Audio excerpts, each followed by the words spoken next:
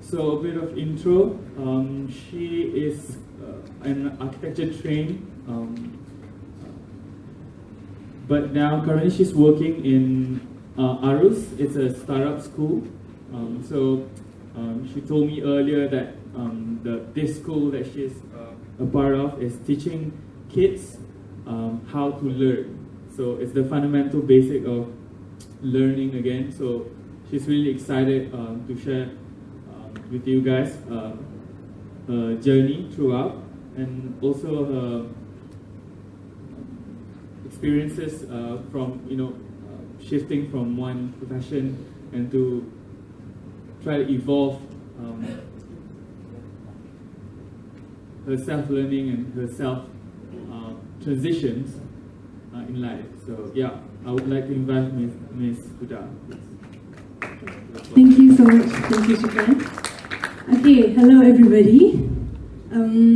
I think I'm the third speaker, middle of this whole session, so you guys must be very much in your seats for a long time. So can everybody stand up and just, stretch, do something. Okay, just like 2 minutes. I'll give you guys 2 minutes to like stretch and like, yeah.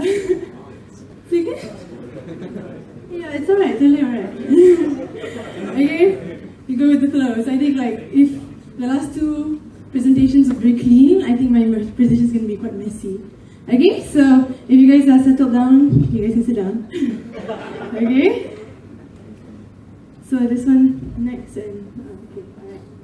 Okay, so I like the idea of transitions, like how spaces in between buildings are as important as the building itself. And that was my research for my part 1 architecture, which I thought, I still like this topic. So title is transitions, because I did not plan to be where I am right now, but somehow I end up where I am, right? So, in order to give you guys a bit of a structure, okay, this is what we're going to go through today. There will be a short introduction now. What is critical mass? I still thought we were sticking to this topic. I think I'm the only one that's going to talk about critical mass. Okay, so then until the end lah.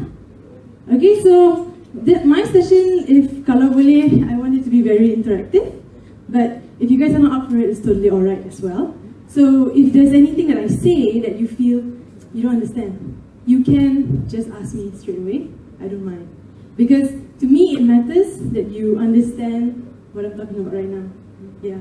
Okay, so how many of you here wants me to speak in English? Put up your right hand. How many of you here wants me to speak in Malay? Put up your left hand. And if you want me to speak Rojak, you know what to do.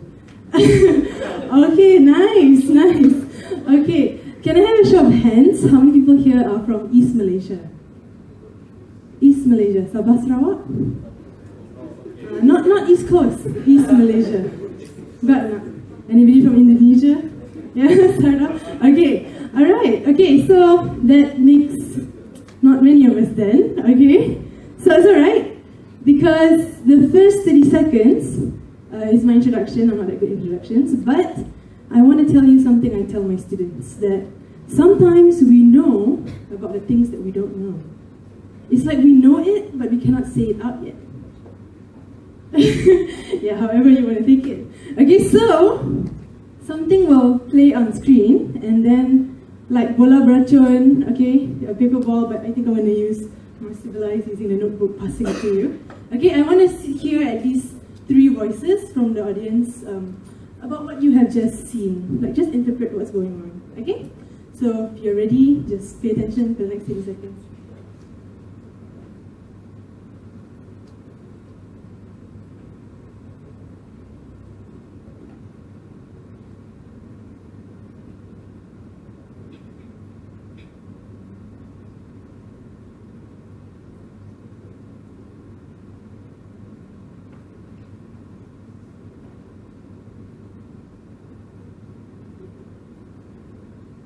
Put some music on. Alright. Okay, so can I have a volunteer? Because if there's no volunteer, then I will pick you. No volunteers? Volunteers? You have to volunteer, not tell the people. Okay, so I'm going to select one, because I think I saw hands up just now. So maybe you can share with us. Later you have to pass the note to somebody else, so you choose the next person. So just explain what is it that you see up there. Just like very short, 10 seconds. Something, one sentence. I know that you study architecture, probably from Kuala Lumpur, doing designing for clients, freelance, and then finally teaching. Okay, alright, so you want to pass to the next person? Oh. Yeah, anybody in the room. Want to walk across there? Want to walk to the front? Alright.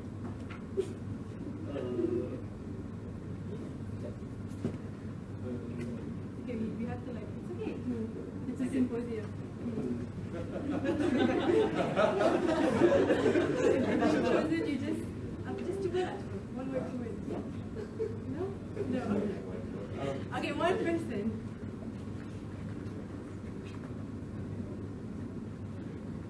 Okay, from the building, I just saw like back of the PAM building, Kuala Lumpur skyline. Okay. I see designer, client, and users, and then Giza in the pyramid, Okay. and also double selfie of you, like face of you. Yes, yes. Okay.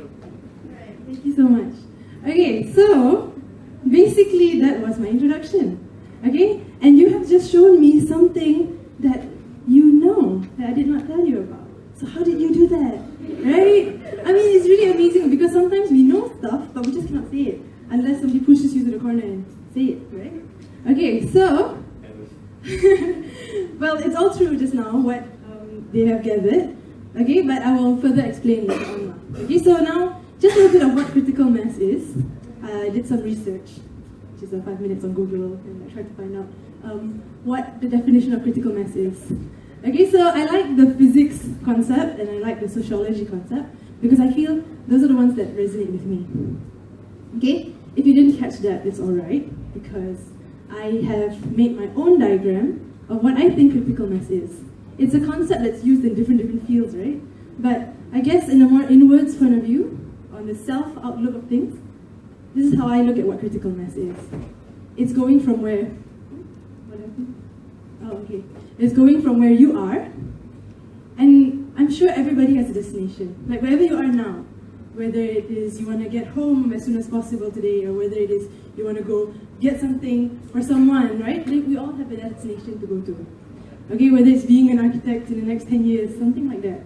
Okay? But some sort of effort and some sort of usaha needs to be given to get there, right? So once we get there, and with that hopes that we will function there, we will become sustainable, we'll become that person we want to be in society, all that requires effort. And the energy you exert, that is critical mass. Whether it's a little energy, whether it's a lot of energy, whether it's all the energy you have, that is critical mass. And I believe each one of us has our own critical mass. And it's actually it's a self-decision, how much you want to give, how much you care about this topic. Okay, so now that you know what critical mass is, how does it relate to designers? How does it relate to architects? How does it relate to clients? How does it relate to users? And are they all the same but different? But most importantly, by the end of today's session, maybe you can think about what does it mean to you? What is your energy? How much are you willing to put in to get where you are to where you want to be? Yeah, 10-second pause. Because it's important to have pauses so that you can think about it.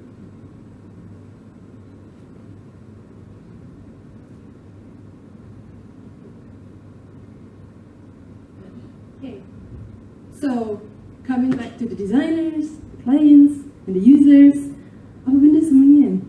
I don't really know actually, because I came out of part 1 thinking that, okay, I know something about architecture right now, tapi not quite. Am I ready to be an architect? No. Do I want to do part 2? I don't think so. So I did not know where I want to go. And mind you, I actually failed my final semester in my part 1, so I had a deja vu 3rd year. So it's really cool to tell people that I did 4 years. So people will be like, oh, you finished masters? No, I didn't. That was part 1. Okay, so, yeah. This critical mass that every one of us has, so I've met a lot of people throughout the last 2 years, I think throughout my 25 years of living. So just to simplify it, I feel that to get from where we are to where we want to be, there's 3 kinds of ways. Not 3 ways that we should follow, but 3 ways that exist right now that I can sort of generalize and see. Some people, okay, if you can help me read out what's in front, okay, read out loud so I know you're reading. Okay, some people, some people, and some people, yeah, okay, alright. You guys are awesome at participating. Okay, so these 3 things, right, like how much everything exists, there must be a complement, like a yin and yang. Every solid has a void, right? And we all know that. So by doing these 3 different ways, there must be some sort of repercussion. If you force yourself, you must live with the consequences. If you go with the flow, the question is, until when you want to go with the flow, right? And then number 3 is, if you stay where you are, that's not really a question, because if you stay where you are, you can't go to where you want to be, right? Okay, so, thinking about this, I took the first step. I didn't know what I want to do, right, after part 1. So there was an opening for this NGO called Teach For Malaysia. And Teach For Malaysia is an NGO that believes in putting talents into high-need classrooms so that they can address the educational gap. Which, before this, I didn't know what it was. I only knew architecture, studio life, everything that revolves around architecture. We're very much in a very small bubble, right? So I decided, okay, if I go outside to see the outside world, maybe that can help me a bit in my decisions, my life decisions, right? Okay, so I also want to share at this point a teacher that told me something when I was in high school. I was a big fan of the arts. I really like to paint and draw and get my hands messy, but I was stuck in the science stream. Okay, how many of you are from the science stream? Yeah. Okay, it's alright, the science stream is really cool because you get to learn all these concepts and biological terms and chemistry and all that, right? But I really wanted to draw all of it out, not just read from the textbooks. So, merayu lah dekat cikgu nak ambil arts, extra subject, boleh tak? So, that teacher at that time, Puan Normal, she was the one who helped me to apply and get into the subject, the art subject. And she told me, like a little secret, when you're painting a big painting, you must always take a step back, like a literal step back, to look at your painting and just see what you've done so far. And if something is out of proportion, right, you don't think it's sikit ke, mata kecil sikit sebelah, like that's when you gotta go and fix it, because now you see it from afar and things are not right, you gotta fix it. So I was taking that analogy to to more take a step back from this big painting of life. And I didn't know what I want to do. So instead I became Cikgu Huda. So becoming a teacher in a public school is not easy. I knew it wasn't easy when I jumped into it. But I didn't know that it was really, really, really not easy. Yeah, because I thought architecture kan dah susah. Studio life is like really tough. But nothing can be more tough than that, right? Wrong. It's really tough. You know why? Because a teacher does everything. Not only do you teach a class, sometimes your class is as little as 18 people. That one, alhamdulillah, bagus gila. But the reality in high schools now is that it's about 40 people per class. And that's just the reality of Malaysian high schools. High schools in India has about 80 students in class. Out of which this class is pretty much the same size as our Malaysian school, just that the teachers have to step at one corner, and this is the only space the teacher can walk in class. So I was exposed to all these ideas of schools around the world. Teach For Malaysia gave us a little bit of training, but not enough. It's like just a sneak peek, this is what you're going to get for the next 2 years, and go. And when they say go, it's really go. I was dicampak ke Sarawak. Okay, so I decided to go to Sarawak. Actually, it was a personal choice. I just thought, I just want to take a break from KL. I grew up in Petaling Jaya, and then KL was my studying place up till university. I just thought, you know what, I want to get out of this place for a bit. So yeah, Sarawak lah, bring it on.